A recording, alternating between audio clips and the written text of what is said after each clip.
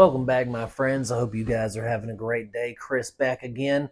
Today, we're going to be talking about The Angry Black Girl and Her Monster from 2023, directed by Bomani J. Story. All right, guys. So, I had seen the trailer for this, several months ago, and it looked really interesting, but I didn't have really a way to see it. It was one of those films that didn't get a big theatrical release. It was like a Fathom events, like a 1 or 2 day showing at the local theater. So I just missed my chance to catch it as all, but I found it. It was streaming on Shudder, so I said, why not give it a shot? So this is a an inner city uh, urban take on the Frankenstein story. It has an all black cast. Um, it it centers around Vicaria, who is a young black girl who is super smart. She's scientist, but she sees death as a disease and it's curable. You should be able to cure death. She's seen, she lives in a pretty rough and tumble ghetto. Her brother has been killed. She basically steals her brother's body and Frankenstein's it up and reanimates him and uses him to at first she just wants to have her brother back and she loves him and stuff, but as we all know, the Frankenstein story goes, things get out of hand. She can't control him.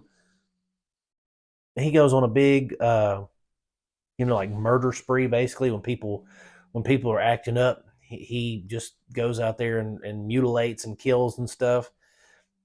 But what I really, really enjoyed about this film was the fact that it was a new take on the Frankenstein story. I mean, we have Mary Shelley's Frankenstein with De Niro. We have, the old Universal Pictures Frankenstein and stuff. But nothing's ever really deviated from the the actual story. In a Eastern European town, you know, pitchforks, torches, all that stuff. Nothing's ever really deviated from that a whole lot in the telling of Frankenstein. But this deviates quite a bit, and it's a good deviation. It has some good story elements, even though it has some weird editing and continuity issues. Like, for instance, the guy gets stabbed through the mouth. That didn't look right, with a machete. But then when we come back to him, he's got the machete crossways like this instead of going through his mouth and out the back of his head. Continuity stuff like that, but I can forgive that. You know what I mean? Like, it's because I'm watching a horror movie, and at least they didn't just not leave the machete in his head. You know what I mean? So, aside from the weird editing and the continuity, I thought the story was fantastic. I thought the story of the girl being incredibly smart. She goes to an affluent white school where, she deals with the trials and tribulations that most young African Americans deal with when dealing with authority figures in classes and stuff like that. For instance, there's a scene where she's told to leave the classroom because she's smarter than the teacher. And the teacher doesn't like that. And so she has security come in there and basically take her down, slam her on the ground, all that kind of stuff. And then her father comes in and basically rips the teacher a new ass because he's like, how you going to punish her for being smarter than you? And, et cetera, et cetera. So he does. It's the story and the writing is really, really good, and that's where this movie shines, is in its interpretation of the Frankenstein story. The acting is great, especially from the girl's father and the girl herself, Vicaria.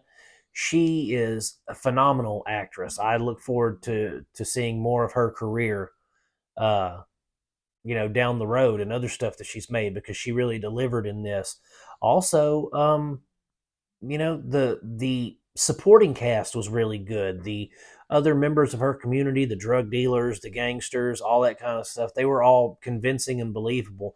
Particularly the drug dealer, who's kind of her, I want to say her rival or her nemesis, the main antagonist in the film. He's just a piece of work, and he's his acting was phenomenal to portray what a scumbag he is. And so, again, I appreciate that. I appreciate I appreciate the attention to detail, and I appreciate the uh, again the way that the Frankenstein story was reconceived and basically remade for a more modern and viable take.